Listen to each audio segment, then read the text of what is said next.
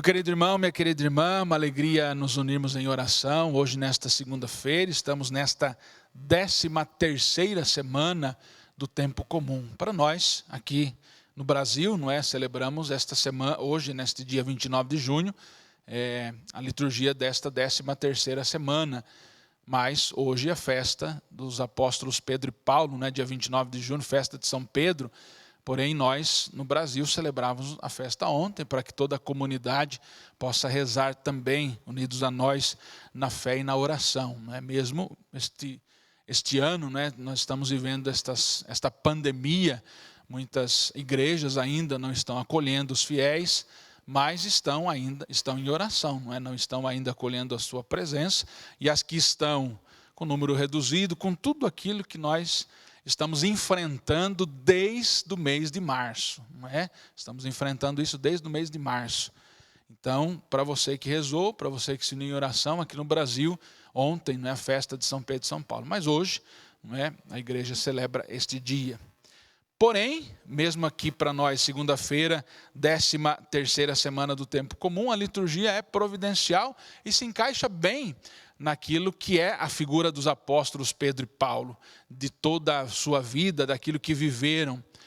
O texto, tanto da primeira leitura do profeta Amós, quanto o Salmo e o Evangelho de São Mateus, falam desta capacidade de saber escolher aquilo que é mais importante, ou aonde de fato nós colocamos e entregamos a nossa vida. Pedro e Paulo souberam fazer isso, não é? É bonito quando vemos o chamado de Pedro à beira do lago de Genezaré. Pedro, Tiago, João, que estão consertando as redes, eram pescadores. Jesus que passa e diz, vem e segue-me. E eles imediatamente, assim diz o texto, deixam tudo para seguir. Percebem o que é importante, não é? Aquilo não é mais importante em sua vida, mas o Senhor se torna importante. A fidelidade e a adesão que fazem a este Jesus mostra a capacidade de Pedro, seu irmão André, de Tiago, de João, de ir com Jesus, de entregar a sua vida ao Senhor. Da mesma maneira na conversão de Paulo, a disponibilidade e a coragem de Paulo, de ir em tantos lugares. Aqui falamos de uma conversão já depois da ressurreição de Jesus. Para Paulo é o próprio Cristo ressuscitado que aparece a ele, e diz, Saulo, Saulo, por que me persegue? E no caminho para Damasco, Paulo então tem sua vida transformada por Jesus, a disponibilidade de permitir que Jesus aproxime-se dele e abrir o coração para o Senhor.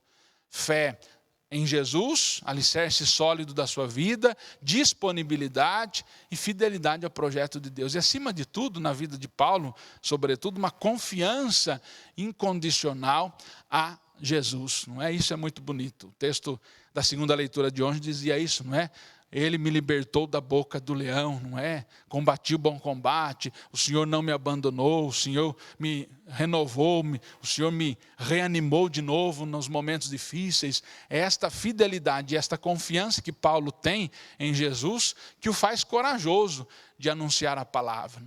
O texto da primeira leitura de hoje do livro de Amós, o próprio profeta convida aos líderes, convida ao povo a assumir essa coragem. É preciso viver o projeto de Deus. Não é possível que nos distanciemos dele, Não descobrimos talvez na nossa vida ainda o que é mais importante. E Amós vai denunciar isso, O povo de Israel saiu da terra do Egito, fomos libertos, Deus está conosco, Deus nos conduziu, Deus nos libertou. E esse é o único caminho.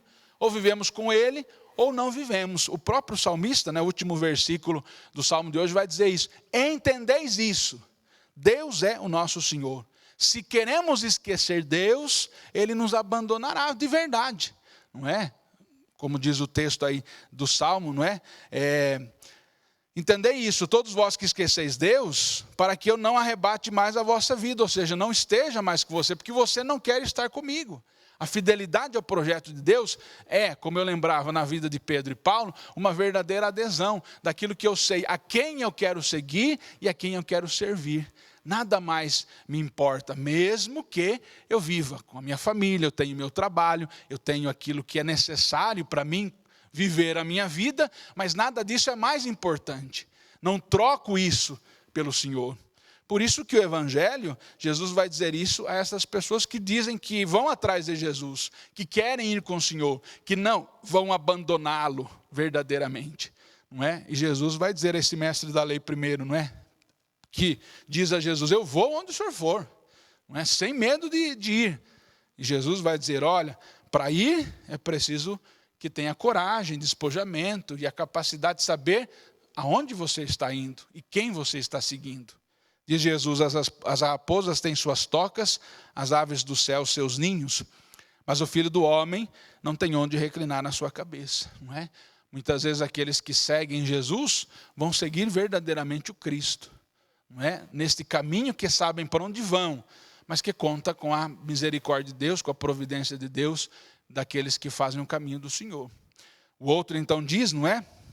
Senhor, eu vou com o Senhor, mas permita que eu vá primeiro sepultar o meu pai. Segue-me e deixe que os mortos sepultem os mortos. Em outra ocasião, Jesus vai dizer, quem põe a mão no arado e olha para trás não é digno de mim. O chamado de Jesus é um chamado condicional. Ou seja, Jesus põe a condição de fato segui-lo e entregar verdadeiramente a sua vida. É preciso não mais olhar para trás, mas é preciso continuar e viver esta fidelidade ao Senhor. É isso que pede de nós, a certeza de saber onde estamos entregando verdadeiramente a nossa vida.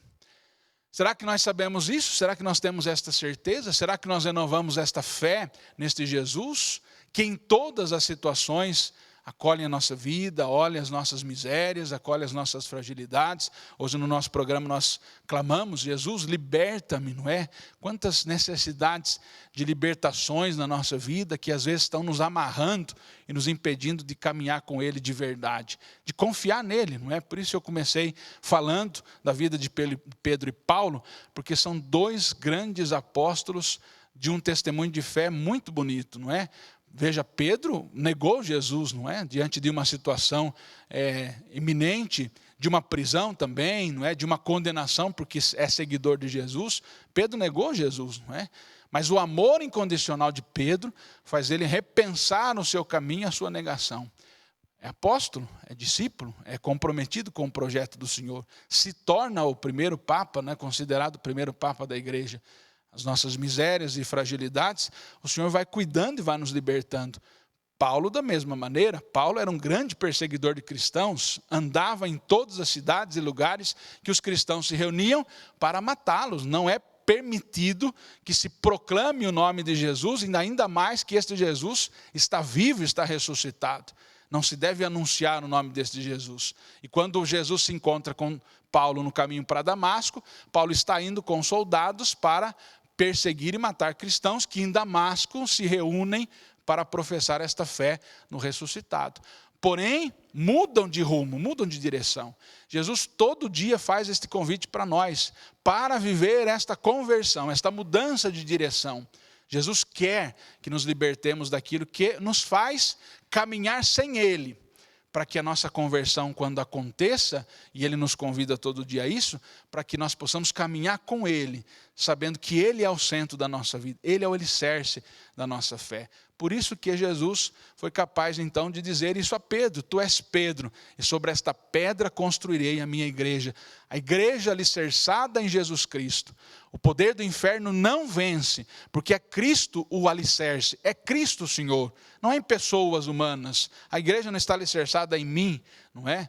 Mas eu sou instrumento dele, assim como você que é um catequista, um ministro, um leigo, uma leiga que trabalha na sua comunidade, na sua paróquia. Somos instrumentos de Deus, mas a minha e a sua fé, a fé desta igreja, está alicerçada em Jesus. É Cristo que está na base, no alicerce, precisa ser. Ele é o essencial. Não somos nós os essenciais, não é? Não sou eu que me levo, mas eu preciso levar Jesus. O essencial não sou eu, mas é Cristo que chega pela minha vida, pelo meu ministério, pela sua vida, pelo seu trabalho, pelo seu testemunho. Outros se aproximam de Jesus pela nossa vida, pelo nosso testemunho, pela nossa fé, por aquilo que nós testemunhamos no coração e na vida dos nossos irmãos e irmãs. Vamos renovar este compromisso. Vamos pedir que Pedro e Paulo intercedam por nós, que nossa Mãe Maria Santíssima, nossa querida Mãe Intercessora, olhe por todas as nossas necessidades, renovando a nossa fé neste Jesus, que é o essencial, o mais importante, que é o alicerce da nossa vida. A Ele, a nossa adesão e, acima de tudo, a nossa confiança plena em nossa vida. Louvado seja nosso Senhor Jesus Cristo. Para sempre seja louvado.